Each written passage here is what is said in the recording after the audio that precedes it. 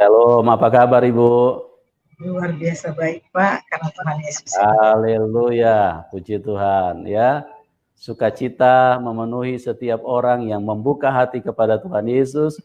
Dan pada malam hari ini kami sangat berterima kasih kepada Ibu yang sudah bermurah hati, ingin membagikan berkat, ingin sharing kehidupan tentang apa yang telah Tuhan kerjakan di dalam kehidupan Ibu. Nah, pada malam hari ini teman-teman sudah menunggu, tapi sebelum Ibu bersaksi, supaya tidak ada dusta di antara kita, karena Ibu kan berasal dari Aceh, ya. Ibu bisa sapa dulu keluarga di sana, saudara-saudara di sana, supaya jelas bahwa ini bukan settingan dan semuanya terang benderang di dalam Tuhan Yesus. Tidak ada hal-hal yang tertutup atau sembunyi atau dipalsukan atau diserupakan atau sesuatu yang bersifat seperti itu. Oke Ibu sapa dulu keluarga saudara-saudara yang ada di Aceh. Silakan Ibu. Terima kasih Pak buat kesempatan yang diberikan kepada saya malam ini. Assalamualaikum buat kampung halaman Aceh tercinta. Puhaba Mandum yang nari gampong. Abang, adik, kak, Mandum yang nadi Aceh, yang nadi gampong. Semoga sehat walafiat selalu dan selalu sabe Allah sertai di dalam setiap perjalanan saudara-saudara Long yang nadi gampong. Pak, terima kasih Pak buat kesempatan yang Bapak berikan kepada saya. Saya menyaksikan cinta kasih Tuhan Yesus kepada saya. Ya, saya berlatar belakang asli dari Aceh, lahir di Aceh, orang tua asli Aceh, besar di Aceh, SD, SMP, SMA, bahkan sampai kuliah pun saya tinggal di Aceh. Namun rencana Tuhan bukan rencana saya. Saya asli Aceh Pak, dan kental dengan Islamnya, dengan syariat Islam yang ada di sana. Dan saya dulu berkerudung, tapi saat ini saya sudah tidak berkerudung Pak. Saya menyatakan cinta kasih Tuhan pada malam ini, saudara-saudara.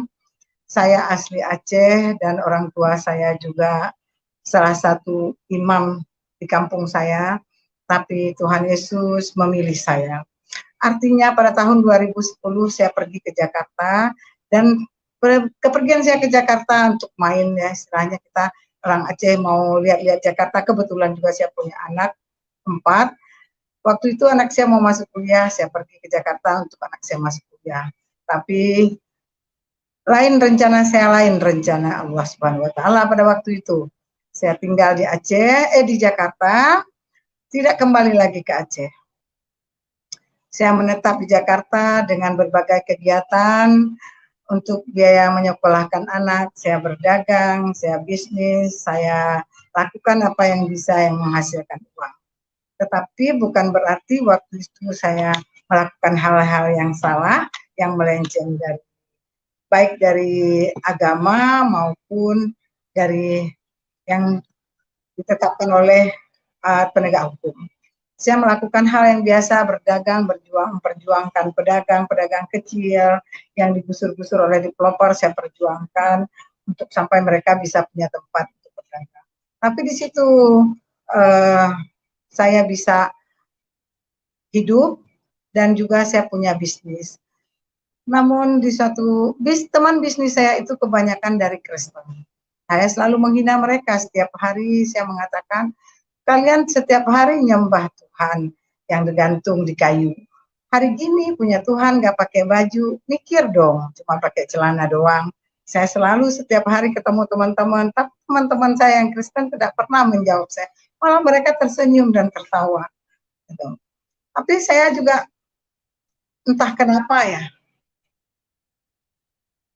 saya berteman, mungkin salah pergaulan juga, membawa saya menjadi punya kasus. Di tahun 2014 saya punya kasus dengan kasus narkoba. Apapun ceritanya, saya mau menyalahkan orang lain, mau menyalahkan diri sendiri, itulah kenyataan yang terjadi pada saat itu. Sehingga pada suatu hari Jumat, bulan Juli 2014, saya ditangkap polisi. Begitu saya ditangkap polisi, saya dibawa ke Polres. Saat itu saya berpikir dunia sudah hancur bagi saya. Kehidupan ini sudah tidak ada lagi bagi saya. Saya berpikir masuk penjara itu adalah suatu kutuk dan sudah habislah hidup ini. Yang saya pikir waktu itu bagaimana cara mengakhiri hidup saya. Yang saya pikir setiap hari Jumat saya ditangkap, dimasuk sel malam minggu. Saya membayangkan, saya berpikir saat orang-orang lain tidur, saya berpikir bagaimana caranya untuk bunuh diri ya, atau untuk kabur. Tapi itu suatu hal yang tidak mungkin untuk bisa saya lakukan. Dan nggak mungkin saya bisa lakukan sebagai seorang wanita, saya melakukan, nggak mungkin. Namun pada malam minggu saya dimasukin dalam sel, pada hari Minggu pagi dibuat pengumuman oleh polisi di situ, siapa yang mau pergi ibadah silakan bersiap-siap. Nah, di saat saya bersiap, pengumuman itu datang, saya berpikir ada seorang teman di situ.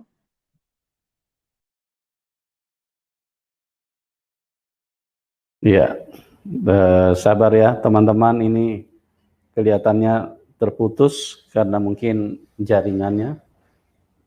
Ya, kita lagi upayakan untuk bisa tersambung kembali, ya. Ya, sabar ya. Ini jaringan memang seperti itu, kadang-kadang bisa putus tiba-tiba. Dari tadi juga memang kelihatannya jaringan YouTube agak kurang maksimal, ya. Sehingga dari tadi memang agak sulit untuk live. Tapi puji Tuhan pada malam hari ini sudah memungkinkan dan kita lagi upayakan untuk bisa tersambung kembali. Coba dipandu Ibu supaya bisa masuk lagi. Ya. Ya, Ibu Asmayati supaya diarahkan untuk bisa masuk kembali, ya. Beliau asli dari Aceh dan di dalam didikan agama yang sangat keras, sangat ketat, ya. Dan beberapa tahun yang lalu hijrah ke Jakarta, dan kemudian di tengah-tengah perjalanan hidup kelihatannya mengalami satu masalah sehingga Ibu Asmayati entah terjebak atau bagaimana, sehingga ibu ini ditangkap dan masuk di dalam sel, ya. Karena menurut cerita dari Ibu Asmayati pada waktu itu dia tidak memegang narkoba, tidak mengkonsumsi ataupun juga tidak berdagang, tetapi tiba-tiba pada waktu pemeriksaan ternyata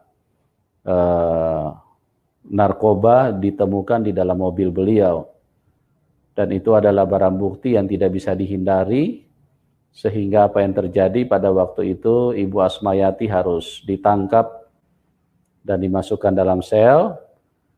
Dan memang setan merencanakan sesuatu yang berbahaya buat manusia. Setan merencanakan sebuah penderitaan di dalam kehidupan manusia, tapi justru di dalam tahanan inilah membuat Tuhan Yesus bisa menyelamatkan beliau, karena di dalam ketidakberdayaannya pada waktu itu tidak ada kegiatan yang cukup berarti yang bisa dilakukan karena ada di dalam sel, dalam tahanan. Maka pada waktu itu Roh Kudus bekerja tanpa disadari, ibu ini memilih untuk ikut di dalam ibadah gereja yang pada waktu itu disediakan oleh kepolisian, ya. Dan bagaimana kisah selengkapnya kita akan dengarkan kembali. Ya, coba tolong dipandu, segera dipandu ibunya supaya bisa masuk lagi. Ya. Kita sedang hubungkan kembali ya teman-teman. Ya, coba cepat dihubungi supaya bisa tersambung kembali. Ya. Dan apa yang terjadi pada waktu di tahanan, ibu ini tiba-tiba mendengar pengumuman dan kemudian pengumumannya untuk disarankan bagi orang-orang Kristen atau pengikut Tuhan Yesus untuk bisa beribadah pada hari Minggu tersebut. Nah, yang luar biasanya Roh Kudus bekerja pada saat itu dan Ibu Asmayati tidak ada yang suruh, tidak ada yang minta, tidak ada yang arahkan, kepengen ikut secara tiba-tiba pada waktu itu. Dan akhirnya beliau mengikuti ibadah dan Tuhan Yesus bekerja dengan Roh Kudusnya, dan itu adalah awal daripada perjumpaan Ibu Asmayati dengan Tuhan Yesus, ya. Dan dari situ beliau terus mulai memiliki suatu rasa kerinduan untuk ingin mengenal lebih lagi, ingin memahami lebih lagi, ya. Dan pada malam hari ini, ya oke, ini Ibu Asmayati sudah tersambung. Ya, Ibu bisa dengar? Ya, Pak. Ya, oke Ibu, silakan Bu dilanjutkan. Jadi pada waktu Ibu ketangkap itu karena Ibu sedang membawa narkoba apa bagaimana? Apa Ibu sedang jualan atau Ibu memang pengguna pada waktu itu? Bisa diceritakan lebih lengkap, Bu? Siap, Pak. Pada Ya, waktu itu silakan. ada undangan bisnis, Pak, ada undangan pembicaraan lahan parkir di Kelapa Gading, Pak. Pada waktu itu, Pak, begitu saya turun dari mobil, saya nyebrang jalan, saya mau masuk ke salah satu warung gitu. Di depan warung itu ada mobil Jazz warna merah waktu itu. Nah, mereka menarik saya masuk ke dalam mobil. Dua orang. Dan mereka tanya, saya nggak punya itu. Saya bilang, tapi karena saya jalan pakai mobil saya digeledah, dan mereka bilang saya punya, dan itu dengan ukuran kecil, tapi demi Tuhan saya tidak menyimpan itu pada waktu itu. Pada waktu itu saya nggak menyimpan, tapi mereka ada menunjukkan sesuatu benda sama saya, itu cuma sedikit. Ya, dengan jenis sabu-sabu, dan saya dibawa ke kantor polisi, ke Polres. Itu saya sudah pasrah, tidak bisa berkata apa-apa, dan saya juga tidak tahu harus ngomong apa. Saya terima saja kenyataan itu, dan setelah pemeriksaan ditanya-tanya itu, saya hari Jumat ditangkap, malam Minggu saya dimasukin sel wanita. Pada waktu itu malam Minggu jam 8 malam, saya istirahat. Besok pagi saya bangun pagi-pagi, saya lihat ada satu wanita, kebetulan dia James. Saya tanya sama dia, kamu siap-siap mau kemana? Mau ibadah. Nah, ada pengumuman siapa yang mau ikut ibadah, siap-siap. Nah, saya tanya sama dia, saya boleh ikut ibadah sama kamu? Dia bertanya sama saya, agamanya apa? Muslim, saya bilang gitu. Boleh ikut nggak? Kalau mau ikut nggak apa-apa, kata dia. Nah, begitu dikeluarin, saya ikut sama dia, ikut ibadah, dan setelah selesai dari ibadah itu, kira-kira ibadahnya 1 jam, selesai ibadah dari situ, kembali lagi masuk ke dalam sel, dan di situ saya mandi, saya sholat lagi, dan besok hari Senin, ternyata teman saya ini yang tadi sama-sama ibadah dengan saya, dia bebas. Saya berpikir saya nggak berpikir apa-apa ya, sudah bebas gitu. Namun minggu selanjutnya saya pergi lagi ibadah. Saya pergi lagi ibadah. Di ibadah ke selanjutnya saya mengajak teman-teman satu sel, kebetulan kita ada 5 orang waktu itu. Saya ajak teman-teman yang lain, tapi semuanya pada muslim. Saya ajak. Nah, setelah saya ajak, mereka ikut. Setelah ikut, tapi mereka setengah jam mereka minta balik lagi ke sel. Saya tinggal sendiri. Sendiri di situ. Di situ saya dapat Alkitab Perjanjian Baru. Setelah balik lagi ke sel, seperti biasa, saya kembali lagi sholat, kembali lagi saya ya ngaji. Tapi setelah saya baca Yasin setengah, saya teringat dengan Alkitab Perjanjian Baru tadi yang saya dapatkan. Saya baca teguran-teguran dari polisi itu, kamu baca Alkitab? Bukan, saya bilang gitu. Setelah itu berjalannya waktu 1 bulan lah saya di Polres, saya dipindahkan ke Pondok Bambu. Di Pondok Bambu itu saya masih bawa mukena. Saya masih bawa mukena dan saya tidak pernah menyembunyikan jati diri saya bahwa saya asli orang Aceh. Dan waktu di Pondok Bambu itu ada wihara, ada masjid, dan ada gereja. Kita boleh bebas memilih mau kemana saja. Setelah saya diregister, saya melihat di depan saya ada masjid, di kiri saya ada gereja, di kanan saya ada wihara. Selanjutnya saya berpikir, saya kemana? Saya nggak berpikir kemana, saya sudah pasti tujuan saya ke gereja. Tujuan saya sudah saya tetapkan waktu saya di karantina di Pondok Bambu, saya pergi ke gereja.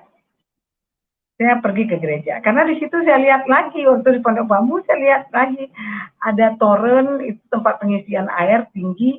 Saya berpikir, saya melihat ke situ, kalau di situ bunuh diri bisa nggak ya? Saya berpikir waktu itu, saya berpikir itu, karena di lain tempat saya lihat kayaknya nggak ada tempat gitu.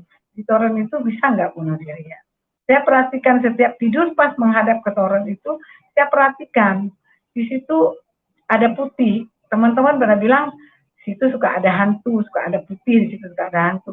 Tapi saya mana ya hantunya itu? Saya melihat putih gitu. Tapi putih yang saya lihat itu sepertinya bayangan saya itu nggak cocok buat bunuh diri, itu bukan untuk bunuh diri. Akhirnya register memanggil saya setelah identitas saya ditanya-tanya. Saya keluar dari register, saya langsung menuju ke gereja, dan di pintu masuk gereja itu ada petugas rutan, ada petugas dari lapas. Ya, saya bilang, Bu, saya Islam, saya Muslim, tapi saya mau jadi Kristen, bisa nggak Bu? Ibu itu memandang saya, setelah memandang saya, dia bertanya, kamu serius? Iya Bu, kalau kamu serius ya masuk. Saya masuk, saya duduk paling depan di gereja itu, bangku paling depan saya duduk. Ibu petugasnya datang mendatangi saya, dia tanya, saya tanya sekali lagi, kamu serius? Serius. Mari kita berdoa, katanya. Saya tidak mengerti berdoa. Dia pegang tangan saya, ya berdoa. Setelah itu hamba-hamba Tuhan datang melayani, ya seperti biasa. Tapi saya bersyukur pada waktu itu saya nggak galau masuk di situ. Saya nggak memikirkan masalah saya.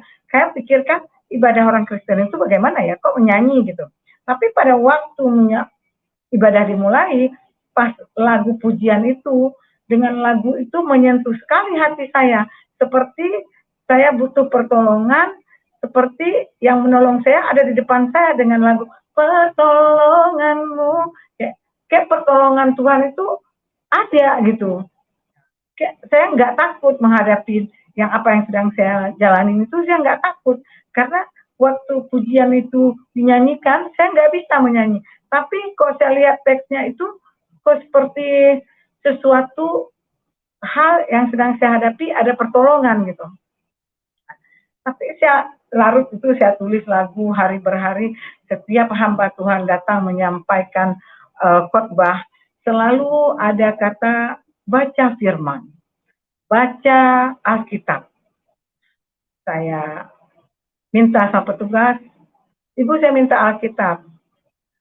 Saya minta Alkitab, besok saya ibadah hari dari bulan berganti bulan, selalu disampaikan baca firman dan baca Alkitab. Baca Alkitab. Saya pulang ke blok, ke kamar, saya mulai ambil Alkitab yang dikasih tadi, saya mulai buka dengan Alkitab. Saya buka Alkitab itu, kalau dulu di Polres saya udah baca Alkitab Perjanjian Baru, itu dimulai dengan Matius. Saya tidak, waktu itu saya belum nyambung. Waktu saya buka Perjanjian Lama, dan di situ saya mulai baca, kok ada kejadian apa? Gitu. Kejadian apa yang ada di Alkitab? Mulailah saya baca, mulai dari pasal pertama saya tertarik sekali dengan Tuhan menciptakan apa pada hari pertama, Tuhan menciptakan apa pada hari kedua, pada hari ketiga dan selanjutnya. Seumur saya waktu itu saya 2014 berumur 42 tahun, saya belum pernah membaca atau mendengar Tuhan menciptakan hari pertama, Tuhan ciptakan apa, hari kedua dan selanjutnya. Nah, di situ asik saya membaca, sehingga saya melupakan semua masalah yang sedang saya hadapi. Saya menemukan seperti sebuah novel yang sangat tertarik untuk saya baca. Sehingga kita di penjara itu sangat mengalami hal-hal yang tidak enak, itu pasti. Terutama buat tempat tidur. Kalau orang baru itu pasti tidurnya itu tersisih sekali ya. Pas kita tidurnya ya seadanya begitu. Karena tempat yang baru, otomatis saya nggak bisa tidur, saya duduk dengan lampu mati gelap, saya duduk, ya, saya nggak bisa tidur. Tapi di dalam hati dan pikiran saya melihat tertuju kepada satu tempat tidur itu di pinggiran tralis, dan itu ada cahaya lampu dari luar. Saya berkata di dalam hati saya, andai saya tidur di tempat itu, ada cahaya lampu, saya bisa baca ya, saya bisa baca Alkitab, saya baca. Itu hanya di pikiran saya. Dan saya waktu itu belum tahu berdoa, jadi tidak berdoa, Tuhan kamu tidak seperti sekarang. Dulu saya tidak tahu sama sekali. Semua saya pakai tulis, semua tulis, doa pun saya tulis. Malam ketiga saya berada di tempat tidur yang tidak enak, 2 malam. Malam ketiga saya sudah ada di tempat yang seperti saya inginkan. Itu dahsyat. Saya nggak tahu bilang, kalau sekarang kan bilang terima kasih, saya tidak ngerti. Kok bisa terjadi seperti yang saya pikirkan ya? Yang dari pikiran, kok bisa terjadi seperti yang saya pikirkan ya? Nah, mulai dari situ, saya mulai baca Alkitab siang malam, saya tidur sebentar, saya bangun lagi baca lagi. Saya bangun baca lagi. Kemudahan demi kemudahan saya alami di dalam penjara. Yang kita pikir di penjara itu kita makan apa, kita pakai apa, kita uang dari mana, semua itu. Tapi saat saya cinta kepada firman Tuhan, di situ saya lihat kemudahan demi kemudahan terjadi. Sampai saya menjadi kepala kamar, sampai saya tidak bayar apa-apa, sampai saya makan pun saya sudah ada teman yang dia jualan di dalam penjara. Dia sore udah bilang, "Mak makan," saya pagi udah dia siapin. Saya pikir, kok bisa demikian ya, orang bersusah-susah ya. Tapi saya waktu itu nggak berpikir bahwa itu semua datangnya dari Tuhan. Karena kita semua mengandalkan kekuatan, mungkin karena saya kepala kamar, mungkin karena dia ambil hati saya gitu. Yang waktu itu saya berpikir seperti itu. Tapi yang dahsyat Tuhan siapkan lagi buat saya, di Pondok Bambu di situ saya punya penyakit tumor, di situ saya tidak sadar. Suatu hari hamba Tuhan datang, dia mengatakan di sini ada yang suka sakit perut begini, sakit perut kalau datang bulan dia sakit perut. Saya berpikir itu seperti saya yang dikatakan, tapi saya nggak mengerti waktu itu, sehingga petugasnya datang ke tempat saya karena dia tahu saya sakit tumor. Dia datang, dia mengatakan itu kamu. Saat itu saya benar-benar terkagum, kok begini ya, kok bisa dia sembuhkan? Paling dia, saya nggak berpikir bahwa itu karya Tuhan di dalam kehidupan manusia, ada karya Tuhan yang luar biasa, yang Tuhan berikan kepada kita. Nah, singkat cerita, saya di Pondok Bambu selama 2 tahun. Selama saat itu saya pernah mengalami hidup dikucilkan dari orang-orang yang kita namanya orang Aceh. Di situ juga banyak orang Aceh, dan dia mengetahui saya ke gereja, pasti mereka tidak mau berteman dengan saya, bahkan memandang saya bagaimana. Tapi sedikit pun hati saya tidak gentar, tidak berpikir bahwa oh nggak ditemanin ya sudah. Tapi hal-hal yang ajaib di balik itu saya temui. Ada satu orang Aceh juga, dia datang kepada saya karena dia baru masuk. Dia tanya, Maci orang Aceh? Iya, saya bilang saya orang Aceh. Setelah cerita-cerita saya orang Aceh, saya berkata sama dia, kamu jangan kaget ya bila melihat saya besok pagi saya ke gereja. Daripada kamu dengar sama orang, saya ngomong sama kamu. Oh gitu ya, kata dia. Ya, saya pakai bahasa Aceh ngomong sama dia. Terus besok paginya, dia sudah siap-siap pakai baju, dia bilang, Maci, saya juga ikut ke gereja. Oh, saya bilang, ayolah kalau begitu. Nah, kami sama-sama menghadapi tantangan di penjara dengan dia. Namun Tuhan berencana lain buat saya. Lagi cinta-cintanya saya dengan hukuman saya waktu itu divonis 5 tahun dan di Pondok Bambu tidak diterima hukuman 5 tahun. Dipindahkanlah saya ke Semarang. 2 tahun penuh saya belajar di Pondok Bambu, belajar tentang pujian, belajar tentang siapa itu Yesus, kenapa itu Yesus disalibkan, kenapa Yesus itu Tuhan, dan kenapa Roh Kudus. Kalau saya dulu kan belajarnya Rohul Kudus, tapi di sini Roh Kudus. Dan saya cari tahu, saya cari buku, belajar. Saya tidak menerima begitu saja juga tidak. Karena dengan kekentalan saya, tapi saya ingin tahu, ingin belajar siapa itu Yesus. Siapa itu yang disalibkan? Kalau selama ini kan pikiran saya berpikir itu bukan Tuhan Yesus yang disalibkan. Tapi saya hingga mengatakan, mungkin saya minta maaf kalau mungkin saya mengatakan Kristen itu kafir. Dan kok mereka bisa bilang kafir dan saya sendiri juga bilang kafir. Kenapa saya tidak cari tahu, tidak belajar dulu, baru saya bisa membuat keputusan itu kafir atau tidak. Sehingga saya belajar, mencari tahu, mencari buku-buku tentang Roh Kudus. Saya dipindahkan ke LP Wanita Semarang. Di dalam perjalanan ke Semarang, saya berdoa, berkata sama Tuhan, Tuhan, saya percaya ada sesuatu hal yang Tuhan mau tunjukkan kepada saya di LP Wanita Semarang. Berangkat dari Jakarta ke Semarang, ya tetesan air mata itu pasti ya, tapi saya selalu dibilang berdoa, tapi saya ngomong sama Tuhan, Tuhan kuatkan saya, mampukan saya menghadapi semua tantangan yang Engkau berikan di Semarang nanti. Apapun itu, saya percaya Tuhan ada sama saya. Saya sampai di Semarang, di sana tidak seleluasa di LP Pondok Bambu. Di sana steril, tidak ada satu apapun pelanggaran yang bisa kita lakukan. Tidak ada yang namanya bisa main-main di sana, tidak. Di sana benar-benar dididik, benar-benar digembleng kita untuk menjadi manusia yang mandiri. Kita harus beda. Di sana ibadah 1 jam. 1 jam itu semua dipimpin oleh napi kecuali khotbah.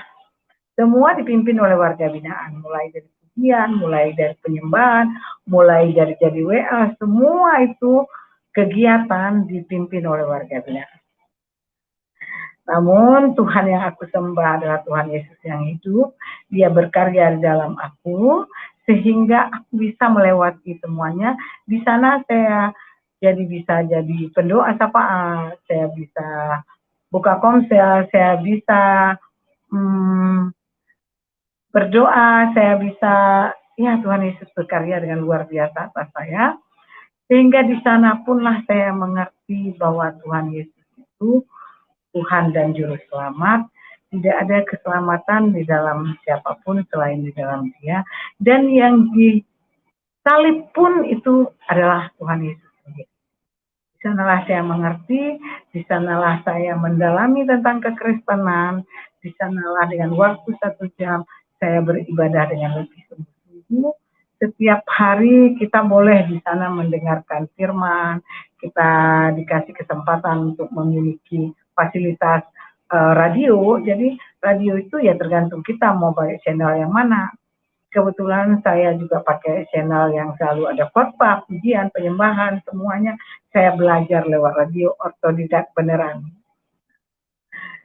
Selanjutnya, tantangan juga bukan hal yang mudah di sana. Di dalam kamar kita punya isi kamar itu 40 orang dan bahkan hampir 50 orang. Nah, di sana saya di dalam kamar buka komsel, buka ibadah malam. Dengan kita hanya ada 5 orang. Namun di 5 orang itu kalau kita mau Tuhan jamah.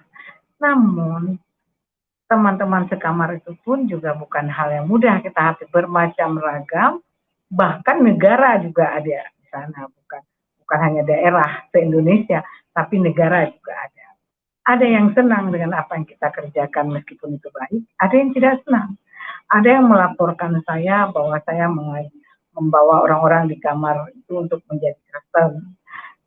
Saya tidak mau mengajak orang itu untuk menjadi Kristen, tapi saya hanya komsel, mereka request lagu pujian apa, saya ikutin, dan menunjukkan bahwa kita sebagai yang diajarkan kasih, iman, dan pengharapan itu saya praktekkan. Saya ajak teman-teman untuk mempraktekkan kasih di dalam kamar dengan berbagai macam ragam karakter manusianya. Saya puji Tuhan, Tuhan sertai perjalanan saya di Semarang, sehingga saya dipanggil ke lapas, dipanggil KPLP untuk saya tidak boleh ibadah, tidak boleh bergereja, karena saya berlatar belakang dari Muslim dan memang KTP saya dari Muslim. Namun Tuhan yang bekerja di dalam itu semua. Petugas minta syarat saya harus ada surat dari keluarga, pernyataan dari keluarga bahwa saya sudah bukan lagi Islam, tapi saya sudah menjadi Kristen. Oke Bu, saya bilang. Saya tadi bertanya, apakah surat itu Bu untuk mempertanggungjawabkan saya? Karena setahu saya sudah berusia di atas 40, itu saya sudah bisa mempertanggungjawabkan diri saya di hadapan Tuhan dan di hadapan manusia. Apakah masih perlu surat seperti itu? Oh perlu. Oke. Tuhan bekerja lewat anak-anak saya, memberi izin kepada saya, dan mereka mengirimkan surat pernyataan bahwa orang tuanya sudah Kristen, sehingga saya kembali lagi boleh ikut ibadah sampai saya menyelesaikan pendidikan saya di sana 2 tahun. 2 tahun di Semarang, 2 tahun di Pondok Bambu. Saya bebas tahun 2018. 2018 saya bebas, saya kembali lagi ke Aceh. Karena saya masih punya orang tua. Saya kembali lagi ke Aceh. Orang tua saya dalam keadaan sakit, kembali saya pimpin orang tua saya membisikkan di telinga orang tua saya bahwa Yesus Kristus adalah Tuhan dan Juru Selamat. Orang tua saya dipanggil Tuhan, saya membuat kesimpulan kalau saya berada di sana iman saya akan mati. Saya juga baru bertumbuh di dalam Tuhan, saya harus kembali ke Jakarta. Saya kembali ke Jakarta dengan biaya nyadong. Kalau bahasa nyadong itu Pak, bahasa penjara minta sana sini untuk saya bisa kembali ke Jakarta untuk melanjutkan iman percaya saya kepada Tuhan. Saya tidak pikir Pak waktu itu saya harus makan apa, harus tinggal di mana, harus gimana, saya nggak pikir. Yang saya pikir adalah saya ingin melayani. Saya ingin melayani. Saya ingin melayani Tuhan. Tapi nggak kepikir dengan tantangan itu, saya nggak pikir sama sekali Pak, karena waktu tantangan di sana aja saya bisa lewati 4 tahun penjara, masa di luar saya nggak, masa saya punya saudara-saudara seiman yang nggak mau peduli sama saya, kan nggak mungkin. Burung aja dipelihara Tuhan, yang tidak menanam, tidak menuai, masa saya biji matanya saya tidak dipelihara Tuhan. Saya melangkah, membuat kesimpulan pergi ke Jakarta. Ternyata sampai di Jakarta, dahsyat dan luar biasa, tantangan demi tantangan saya hadapi, tapi saya nggak bilang itu pencobaan, tapi semua adalah proses. Kalau saya mau diproses Tuhan, saya nggak boleh protes. Saya jalani proses dari Tuhan, saya hadapi semua tantangan Pak, dan puji Tuhan saat ini saya ikut Tuhan Yesus, saya melayani ke penjara-penjara. Saya tidak menyerah sampai di sini Pak, karena saya tahu Tuhan Yesus mati di kayu salib buat saya. Saya terus akan pikul salib Pak, sampai Tuhan izinkan saya kembali. Mungkin walaupun tantangan Pak, dari pastilah saya sebagai orang Aceh pasti ada itu Pak, tapi pertolongan dari Tuhan selalu tepat pada waktunya. Dan kabar sukacitanya Pak, saya mengikuti Yesus. Penyakit saya yang dari tumor tadi tidak saya rasakan lagi. Biasa hidup dia Pak, sekarang sudah tidak ada lagi. Dan saya telah boleh bersenyum sukacita bersama Tuhan, karena dia sembuhkan semua penyakit, terutama penyakit hati. Saya bersyukur Pak, dulu saya nggak bisa mengampuni. Orang yang berlaku jahat kepada saya nggak bisa mengampuni. Pasti saya akan berkata, saya akan balas. Tapi sekarang saya bisa mengampuni. Gimanapun orang menyakitin, bagaimanapun orang berkata, bagaimanapun saya awalnya nggak bisa. Saya bilang sama Tuhan, gimana cara mengampuni? Setiap disakiti orang mungkin saya hanya bisa menangis, tapi Tuhan berkata, berbisik lewat Roh Kudus yang selalu memimpin saya, berkata, lakukan bagianmu. Bagian saya apa Tuhan? Bagian saya bagaimana Tuhan? Saya dapat jawaban dari firman-Nya, mengampuni. Firman itulah firman Tuhan yang menguatkan saya, firman Tuhan yang mengajarkan saya, firman Tuhan inilah Alkitab, Injil yang saya dapatkan, yang saya percaya sampai dengan hari ini. Itu yang menyelamatkan hidup saya, yang memberikan saya pengharapan, yang memberikan saya pengetahuan demi pengetahuan tentang kehidupan ini, terutama tentang kasih. Sampai Tuhan mengajarkan kasihi musuhmu. Saya belum pernah Pak belajar itu mengasihi musuh. Doakan musuhmu. Dahsyat, kok bisa kita disuruh mendoakan musuh? Itu luar biasa Pak, yang saya rasakan bersama Tuhan Yesus. Kasih anugerahnya yang menyertai saya setiap saat ini sungguh membawa saya kepada kehidupan yang tadi saya pikir di penjara itu sudah habis, sudah nggak ada lagi kehidupan, sudah mendapat kutuk saya, sudah nggak ada lagi hari esok buat saya, sudah nggak ada lagi cahaya kehidupan buat saya. Tapi setelah ketemu dengan Sang Juru Selamat, di penjara itu menjadi suatu firman Tuhan yang saya ingat di Roma 8 ayat 28, bahwa kita tahu sekarang bahwa Allah turut bekerja dalam segala hal untuk mendatangkan kebaikan. Walaupun awalnya kita nggak melihat bahwa itu kebaikan. Masuk penjara mana bisa Pak baik, mana bisa ada kata itu bahwa masih ada hari depan yang penuh dengan harapan itu. Nggak ada. Alkitablah yang mengajarkan saya bahwa di dalam Yesus Kristus ada keselamatan, di dalam Yesus Kristus itu ada pengharapan, dan kasih, sukacita, dan damai sejahtera itu yang nggak pernah habis. Kasihnya yang luar biasa kepada saya, yang saya nggak bisa bayar dengan apapun mungkin Pak ya, hidup saya nggak bisa saya gantikan dengan apapun. Dengan kematian Tuhan Yesus di kayu salib menebus hidup saya, dosa saya, sedangkan saya udah bawa dosa itu dari lahir.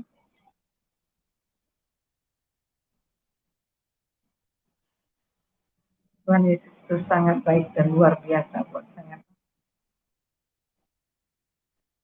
Saya berterima kasih, bersyukur karena kasih anugerahnya yang begitu besar, sehingga saya dipilih Tuhan, tuntun oleh Roh Kudusnya, yang sama sekali tidak pernah mendengar tentang Yesus, bahwa dia Tuhan dan Juru Selamat, yang sama sekali tadi tidak pernah tahu tentang siapa Yesus, apa itu Kristen. Yang saya tahu menghina, yang saya tahu adalah Kristen itu orang kafir, yang saya tahu bahwa mereka menyembah patung.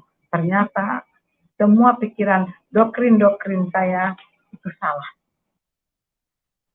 Dulu saya mungkin ya diajarkan oleh orang tua, mungkin doktrin-doktrin yang saya bawa, sehingga sampai saya ketemu Tuhan Yesus, saya berkata, saya minta diubahkan paradigma saya, cara berpikir saya.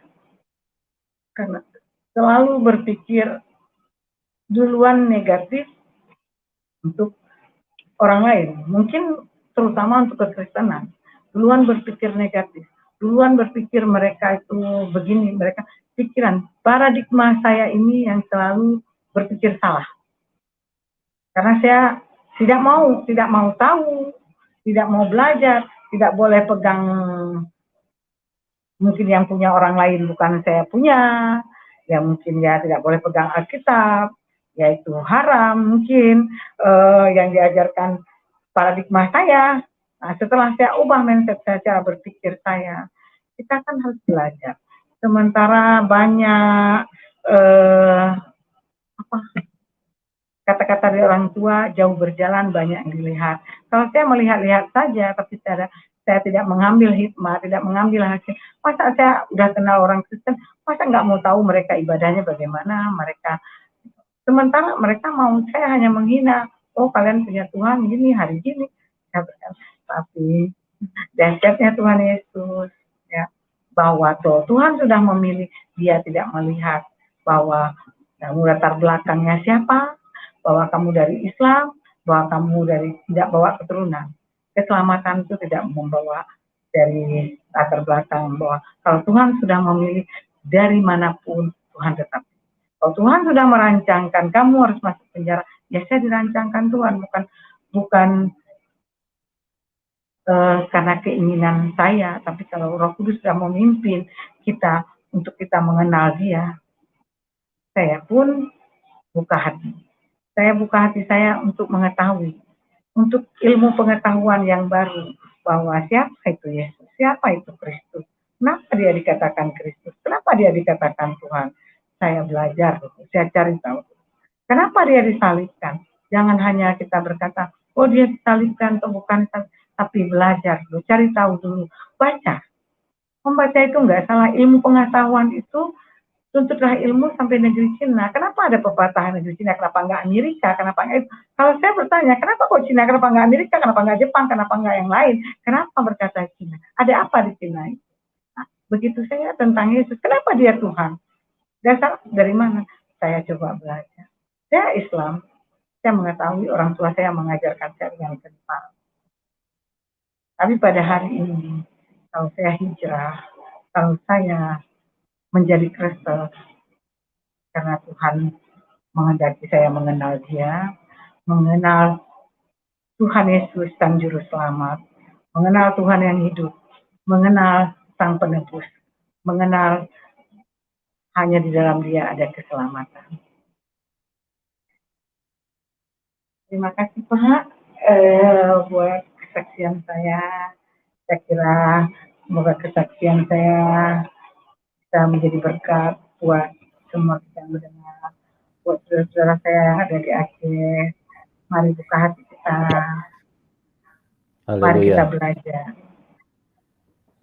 Ya, puji Tuhan. Terima kasih Ibu Asmayati atas kesaksiannya yang luar biasa. Bagaimana Ibu yang mengalami Tuhan dengan kondisi, kalau saya melihat kondisi yang bukan di dalam kapasitas manusia, tapi di dalam kondisi ilahi. Karena kalau dilihat dari latar belakang kan Ibu adalah seseorang yang cenderung untuk menghina kekristenan, Tapi pada saat ada di Polres, Ibu justru tiba-tiba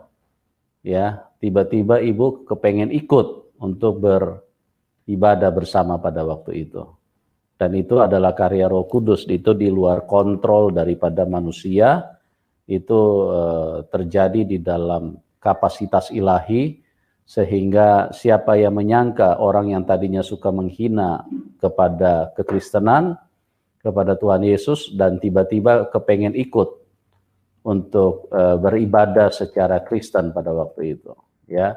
Itu sesuatu yang luar biasa, dan itulah Tuhan yang disembah di dalam Tuhan Yesus Kristus adalah Tuhan yang berkuasa, Tuhan yang bekerja melampaui akal, pikiran, dan kekuatan manusia, sehingga seringkali di luar nalar kita, kok bisa begini, kok bisa begini? Ya bisa, karena Tuhan yang bekerja, ya. Karena banyak juga orang bertanya, kok Tuhan bisa menjadi manusia? Ya, Tuhan mau menjadi manusia sangat bisa. Kalau manusia menjadi Tuhan, itu yang tidak bisa, yaitu mustahil, ya. Karena banyak orang yang suka dibesar-besarkan oleh orang lain, tidak banyak, maksudnya ada orang yang dibesar-besarkan orang lain, tapi dalam kapasitas manusia. Tetapi kalau Tuhan Yesus, dia adalah memang Tuhan dari sononya, sebelum manusia ada dia sudah Tuhan, sebelum alam ada dia sudah Tuhan, sebelum apapun ada dia sudah Tuhan, karena dia yang awal, dia yang akhir. Dia yang pertama, dia yang terkemudian. Itulah hakikat daripada Tuhan Yesus. Dan Ibu Asmayati mengalaminya secara supranatural, dan lebih diteguhkan lagi pada saat Ibu dipindahkan ke rutan Pondok Bambu, ya, pada waktu itu, ya. Dan di situ Ibu Asmayati sepertinya kayaknya sudah melupakan keyakinannya yang sebelumnya, ya. Sehingga pada waktu itu terlihat jelas bahwa ingin ibadah, ya, ingin ibadah di kekristenan, ya Bu, ya, ingin ibadah di gereja, ya, pada waktu itu Ibu masih bawa mukena, ya, di dalam rutan itu, ya? Masih Pak, saya ke Pondok Bambu masih bawa mukena Pak. Tapi saya di Pondok Bambu saya sudah tidak melakukan sholat lagi. Jadi karena ya. Saya udah mendapatkan Alkitab itu, saya ingin baca Alkitab. Ya.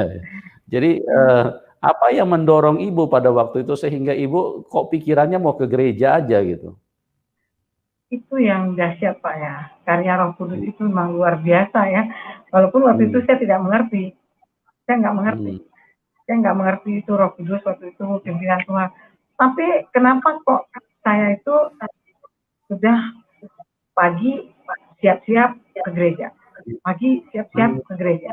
Saya datang paling pertama dan saya duduk paling di depan.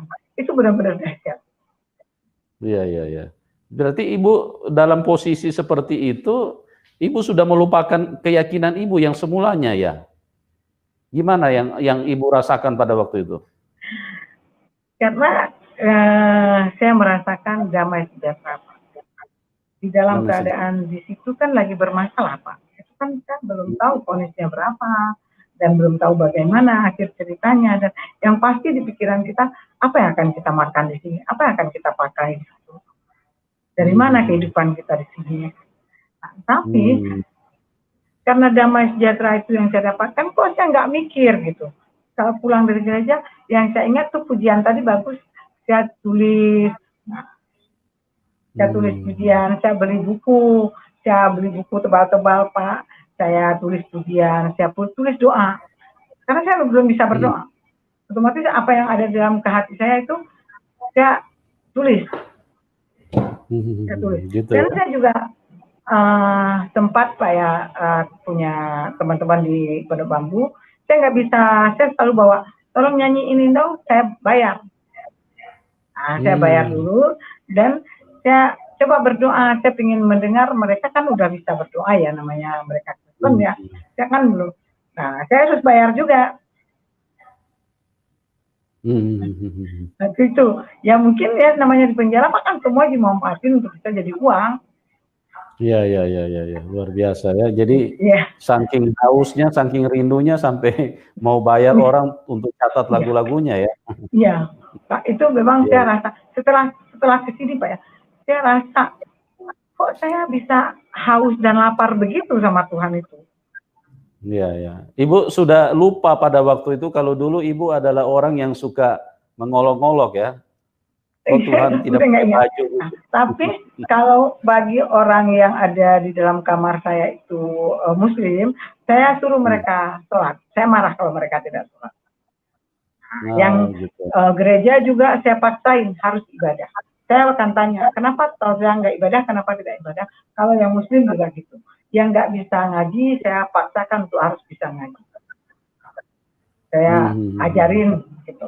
Tapi untuk saya sendiri, saya sudah tertarik dengan yang saya punya sekarang. Jadi bukan berarti saya orang juga saya larang, enggak. Saya harus maghrib harus sholat berjamaah. Iya, iya, iya.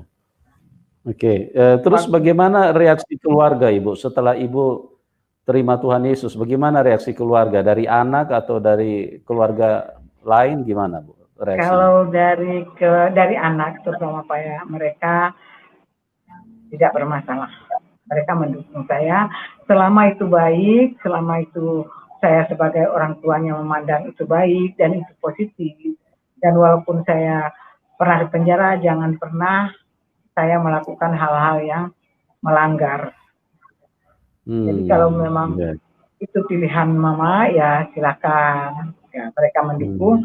Sekalipun mereka sakit, ayo taruh tangannya di mana yang sakit, saya berdoa mereka terima. Nah, tapi buat keluarga besar itu satu tantangan. Buat keluarga besar, ya keluarga besar pasti satu tantangan.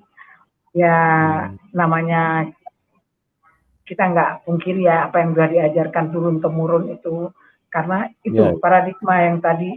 Nah itu yang memang punya tantangan Pak, tapi saya percaya satu orang bertobat di rumah Tuhan selamatkan pada waktunya Tuhan, bukan waktunya saya. Saat ini sudah pernah balik ke Aceh belum Bu? Sudah 2018 Pak, sampai sekarang belum Pak.